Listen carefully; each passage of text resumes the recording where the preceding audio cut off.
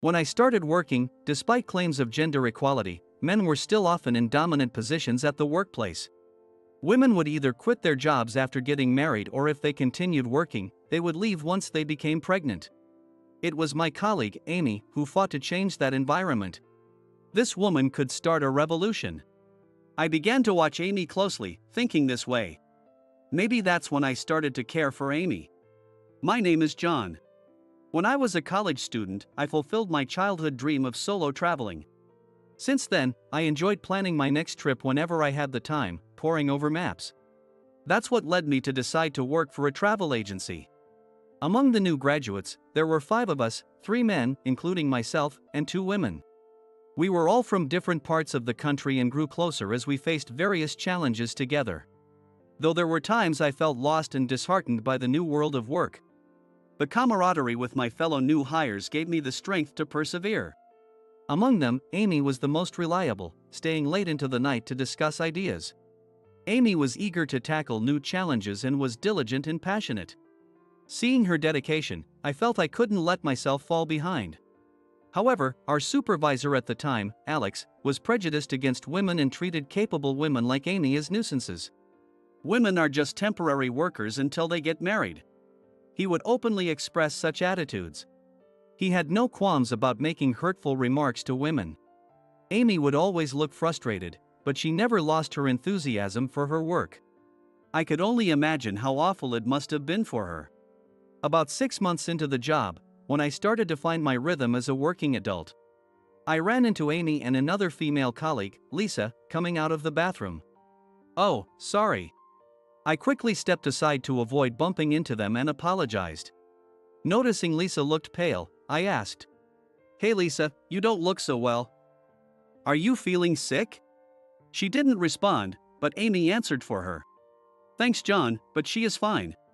With that, they quickly walked away. A week later, Lisa informed Alex that she would be taking a day off from work. "Must be nice for a newbie to take a day off," Alex said loudly enough for everyone to hear. "Hey Amy and John." He called us over, making my heart race. "Cover for Lisa while she's out." Amy said nothing, but I was worried about Lisa. "Is Lisa sick?" I asked. "She has a fever and isn't feeling well." "You know, this is the problem of women, they're so spoiled," Alex muttered as he went back to his work. As I noticed Amy glaring at his back, I asked her, "What's up? I wonder if Lisa's okay. How about we visit her on our way home today?" But she didn't respond to my question. Puzzled by her attitude, we returned to our tasks. Lisa didn't come to work the next day either. After the weekend, Lisa returned on Monday, but she still looked pale. "Are you okay?" "You still don't look well," I said. Lisa gave me a silent smile. Though she was trying to muster her strength, just as Amy had imagined, Alex's attitude towards Lisa remained very cold. "Hey, Lisa. You've got a backlog of work from all the days you missed. Get moving." "I'm sorry." Lisa apologized in a small voice. But he didn't stop there, continuing to make remarks that cornered her. "I envy women because they can work just fine and get paid easily, while men have all the responsibilities attached to them." Amy, hearing this, was about to stand up to him, but Lisa somehow managed to hold her back. I was very concerned about Lisa, who continued to work despite looking miserable. Seeing her occasionally run off somewhere while holding some paper napkins to her mouth made even me, usually oblivious, realize that something was seriously wrong. For the next week, Alex's sarcastic remarks continued, and though Lisa looked distressed, she worked hard. Finally, after work on Friday, she came to Amy and me and said, "I just gave notice of my resignation. Last week, I found out at the hospital that I'm pregnant. But I'm having severe morning sickness and I don't think I can continue to work. I want to protect my baby. This is unfair. Why do you have to quit?" Amy, unable to hold back her tears, was furious, as if pleading to someone. "Don't cry for me anymore, Amy. You're the one who's going to change things, right? I'm looking forward to seeing that." "Lisa. I'm sorry I couldn't do anything for you." "No, Amy. I was able to keep going because you were there. Come visit me when the baby is born. I will, I definitely will. I'll be there to see you too. Congratulations. Good luck.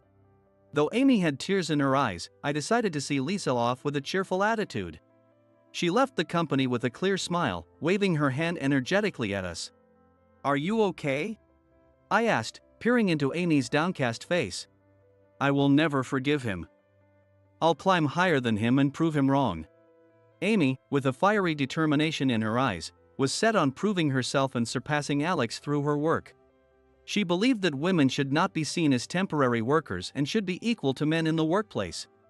Amy declared to me that she wanted to create a work environment where people like Lisa wouldn't have to quit.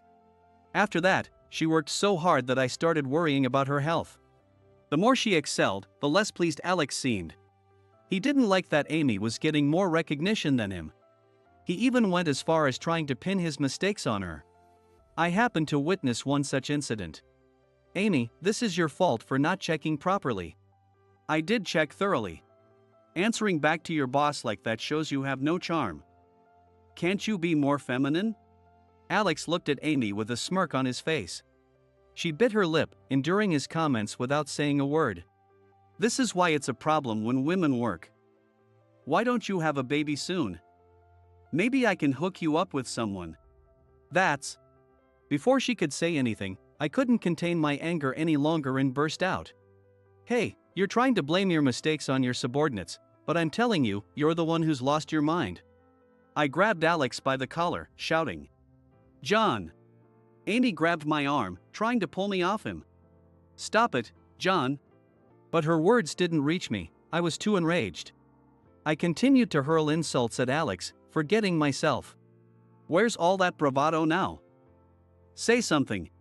He seemed slightly scared by my usually calm self now looking like a demon. But the loud commotion attracted other employees, who pulled me away from Alex before I could hit him. John, you know what's going to happen to you, right? I eventually was ordered to suspend work for 3 days for causing a commotion. All the while, Amy was calling to check in on me. I was grateful that she cared about me. I had been trying to support Amy's work, but I was finally convinced that this was a feeling of love for her. As instructed by the company, I showed up at HR the next day to find out that I had caused a commotion and that Alex's mistake was my fault. And I received a notice of transfer to a regional office. What about Amy? I asked. Amy. She intervened, right? Oh, yes, that's right. I replied. Thinking back, I realized that from an outsider's perspective, it might have looked like I was threatening Alex and Amy was trying to stop me. But being blamed for his mistake felt absurd, and I let out a dry laugh. Still, I was relieved that Amy wasn't in any trouble. After finishing my conversation with HR, I returned to my desk and was immediately approached by her. John. She looked like she was about to cry. Can I have a moment of privacy, just you and me? I suggested, leading her to the break room to avoid the eyes of our colleagues. Hey, why are you about to cry? I did this on my own, so you don't need to feel responsible. But it's not fair that you're the only one paying the price because of me. Amy, you have important work to do here at the main office. I believe in you. This is nothing. But it's wrong. I'm going to talk to HR again. I grabbed her arm to stop her. She began to cry, unable to hold back her tears. Don't cry. It's not like you. Yeah. I'll be supporting you from the regional office to make sure we don't have another one like Lisa. I know you can do it. I patted her shoulder firmly. I just gave you a boost of energy. Hang in there, my dear Amy. I whispered to myself. Feeling anxious, I took up my new post. It was my 3rd year at the company. I'm John, transferred here from the main office. Nice to meet you all. I introduced myself nervously. It was a small branch with only a few people. As I unpacked at my new desk, the colleague next to me talked to me. I'm Mike. Nice to meet you. Feel free to ask me anything about work. Nice to meet you, too. Mike was bright and cheerful, speaking with energy. By the way, I heard you caused some trouble at the main office? He brought up the incident right away. Rather than having people gossip behind my back, I decided to be upfront about it. "This place is pretty laid back, so take your time and relax," Mike said. I was caught off guard. What kind of people would be here? What if there was another unpleasant boss? But from the very first day, I felt surprisingly comfortable here. Even after my transfer, Amy and I kept in touch through calls and text messages. We shared our work experiences, celebrating successes and encouraging each other through failures. She continued to excel at the main office. Although she wasn't quite Alex's equal, she earned the trust and reliance of her colleagues by speaking her mind clearly. Her hard work was recognized, and 2 years after my transfer, she had been promoted to a supervisory position. Meanwhile, I was still doing leisurely work in the regional office, unchanged. Hearing about her promotion left me feeling unsettled. I had chosen this path to support her, but now I wondered if I should just quit and return to backpacking around the world. Even as I had these thoughts, I imagined Amy was busy working. John. John. Is that Amy's voice? I turned to see her standing there. "Hey, John. Snap out of it," Amy said and gave me a quick tapping on my cheek with both hands, trying to wake me up. "Hey, stop it, Amy. What are you doing here?" "Of course, it's work. I had a training session nearby and decided to drop by to see you." She smiled warmly at me. Though we had talked over video calls, this was the first time I'd seen her in person in 2 years. She had transformed into a career woman, while I hadn't changed at all. I felt embarrassed to be seen by her. "Hey, it's almost lunchtime. How about to go to lunch together?" "Oh, it's already lunchtime?" "Sure, let's go." "Want to try my favorite spot?" "Yes, I'd love to." It felt nostalgic to have this kind of conversation with Amy again. When we were at the main office, these talks were routine. I know I brought this on myself, but the difference between me and Amy got me down a little. I took her to an old-fashioned restaurant near the office. I like places like this. Do you come here often? Yeah, about 5 times a week. That's every day. Amy laughed cheerfully. I think I'll have today's special. I'll have the special too. We ordered the special set. When I was about to drink the glass of water the waiter brought, she suddenly started a serious conversation. "I have something important to talk about." I looked at her over my glass. "Marry me, John. I want to have a baby right away." I nearly choked on my water, coughing badly. "John, are you okay?" Concerned by my severe coughing, other customers looked over at me with worry. "Hey Amy, that joke's a bit much. Were you ever such a jokester?" I tried to laugh it off, but her serious expression didn't change. "You're joking, right? Is this some kind of prank? Is there a camera hidden somewhere?" Even after my second question, she continued to look at me seriously. "Are you serious?" Finally, after my third question, she spoke again. "Of course, I'm serious. I wouldn't joke about this. I want to get married and have a baby. But we're not even dating. John, do you have a girlfriend or someone you have feelings for right now?" I couldn't muster the courage to admit that I love her, so I just shook my head. "No one?" Then, Amy started to say, but our meals arrived. "Wow, this looks delicious. Let's eat." Her serious demeanor changed to a cheerful one as she started eating, but I couldn't focus on the food. After lunch, we paid our bill and walked out of the restaurant. Then I asked her to continue what she had started to say earlier. "What were you about to say earlier?" "Earlier? About what?" "Before our food arrived, you said then, and started to say something."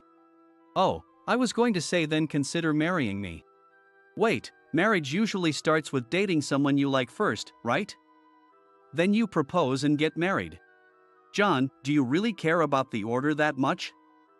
"I'm thinking that if I'm with someone I love, I'm fine with marrying him right away." "Someone you love? Come on, John, are you really that insensitive or are you just trying to get me to say it?" "You're the only one who hasn't noticed, John." As she said this, I felt my face getting hotter and hotter. "You mean, you're talking about me, right?" "Exactly." Amy said this without looking back as she walked ahead of me. What's the rush to get married and have a baby? I grabbed her shoulder and looked into her face, which she quickly covered with her hands, clearly embarrassed. Gosh, I'm embarrassed too, you know. She stopped there and raised her voice. I'm sorry. You seemed so calm. I said while showing a surprised expression on my face, and Amy spoke up. I think now is the chance. I've become a supervisor and getting used to the job. If I can get married, get pregnant, keep working, taking maternity leave and then returning to work, I can show others it's possible. It will encourage others to follow. You mean that? Well, I would have wanted to be the first to say it. Maybe this kind of beginning isn't so bad. Then, our long-distance relationship with a plan to get married started. Not long after, an incident occurred at the headquarters. That annoying Alex tried to blame his mistakes on his subordinates again. Last time, I was the witness and caused a commotion, but this time, Michael, the department head, happened to witness it and it became a big problem. Alex tried to cover it up, but with Amy's support, he was swiftly transferred to a regional office. In exchange, I was able to return to the headquarters.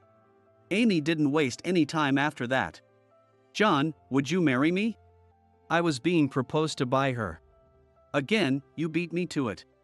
I looked down, feeling a bit disappointed since I had wanted to propose first. Tell me your answer. Yes, I will be with you for the rest of my life. She cheered and jumped into my arms. We got married a year after we started dating. Even after getting married, Amy worked even harder to ensure no one could say that her performance had declined because of it. I was thrilled to start my married life with the woman I had secretly loved. While I wanted to enjoy the newlywed phase for a long time, Amy had different plans. She wanted to get pregnant soon and show that she could still work, setting an example.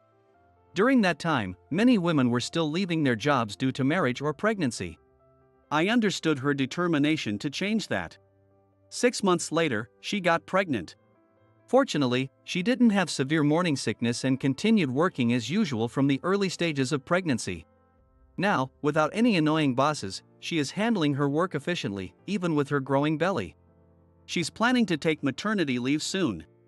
Sometimes I am asked if I feel unworthy, as a husband, when my wife is in a higher position than I am.